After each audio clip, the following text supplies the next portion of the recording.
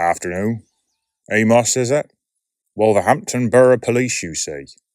Well now, that's a long old way from Somerset, isn't it?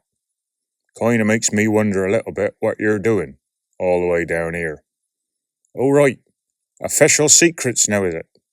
It's funny how that works when you ask me a question, not when I ask you. No, not being funny with you. I'm just pointing out the ways of the world, as I sees 'em. Not trying to cause trouble. In truth, I'm just glad I'll be out of it all soon. This here's a job now for younger folk than me. Ambitious and hungry folk, much like yourself, Mr. Amos. I mean, obviously they asked me if I'd delay my retirement, stay on a while longer. Officer of my calibre, help the war effort and all. But frankly, I've done my time. I've just about had enough of it. Stuff like this makes me just want to leave it all behind. Go and sit down and spend my pension. Truth be told, there's not a lot happens down here. Not like some of the nonsense you find over the border there in Bristol. Poachers, travellers, occasional scrap gets out of hand with young farmers. These two old fellas you hear about, Dixon and Denley, they started out pretty much as figures of fun, really. Two old men living together, you know the kind of rumours that starts. The Fraternity of Inner Light, that's what they call themselves, telling their neighbours about how they could channel their thoughts, how they could will things into happening. There was even a story went round the village one time that they sent a letter to Churchill, offering to help him with the war effort. I mean, can you imagine somebody sat in some office somewhere in London, reading all that nonsense? And a couple of months back, we started to get folk coming to the station to make complaints about him.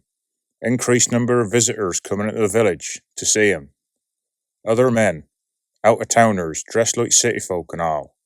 So I asks Carter and my sergeant, go and have a quiet word with him. Try and suppress these rumours going around the village, they're hosting some cabal of foreign spies. Turns out all these chaps coming and going to see him are from this same society, or Fraternity of Light, or whatever they call it. All very English, all very old, and all full of the same kind of nonsense as our two local eccentrics. About as far removed from foreign spies as you're likely to find. So that should have put an end to the matter, or so we thought.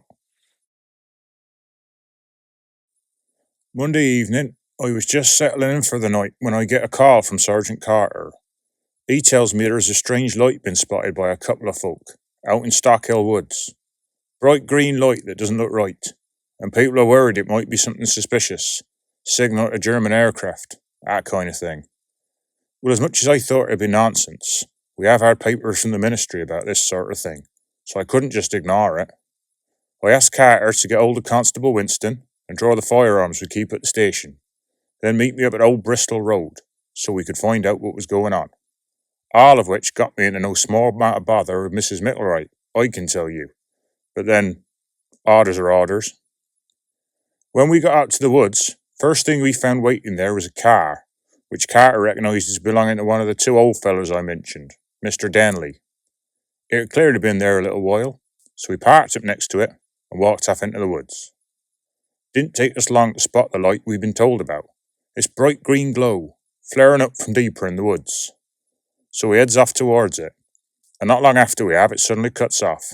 Bang, straight away, like someone's pressed a switch. Now, if that weren't expected enough, there's something else happens even more concerning. Sound of gunfire. And not shotgun, not even a rifle. Blowing machine gun. Little time later we arrive in this clearing, and you would not believe what we saw. On one side, there's old Mr. Denley, dead as a doorknob, several bullets stitched right across the front of his chest. Right beside him there's two more older gents in suits, rolling round on the floor with a German soldier. Real life Jerry, all grey uniform and steel helmet, just like you see on the newsreels, trying to get hold of a machine gun they've managed to wrestle off him. I won't lie, Carter and Wilson might have been a little bit rough when they apprehended him. Maybe a few lumps and bumps on him. But then, here's the enemy after all, and he did have a machine gun. I expect you'll already have spoken to him, prior to this. The German, I mean. Official secrets. There it is again. Soon as we secured our little Jerry friend, I have a word with the two chaps in the suits who'd been sitting on him. Very upset they were. London folk, friends of Mr. Denley and Mr. Dexter. Didn't really want to talk to me, not at first, but it wasn't that hard to persuade 'em. They told me they'd come over here to help out our two local residents with the war effort, try and will a doorway into being between here and Germany. Have you ever heard anything like that in your life? Using the power of your mind to walk between here and Germany? Utter nonsense. Apparently, they'd all gone out into the woods in the middle of the night and started focusing on this newspaper clipping they had with them, with a picture of a senior German in it. Himmler, it was. That fellow with the glasses and the moustache that's always in the newsreels. They all stared right at this photo of him, tried to open this doorway to wherever he was. Next thing you know, they said there's this big ring of green light in front of them, and they can all clearly see through it to a castle sitting behind it. Great big German castle out in the countryside, which is where they think this Himmler chap's going to be. So while the three of them are stood there, concentrating on it, Mr. Dexter decides to go for a walk through it, go and have a look at where it's going. And that turned out to be where things went wrong. Because it's not Mr. Dexter that walks back out of it a minute or two later, it's this bloody German. He looks about himself as confused as they are, and because they're all concentrating on him now, the porter they were looking at goes and packs in. Next thing you know, he's screaming and shouting at him. Nobody can understand anything anyone's saying no more. Denley walks up to try and reason with him, and the Jerry panics, cuts him in half with his machine gun. Then he gets wrestled to the ground by the other two gents.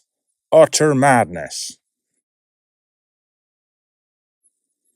So here I am, weeks away from my retirement, and now I've not only got myself a missing persons case, but I've got a German soldier sitting next door in my cells.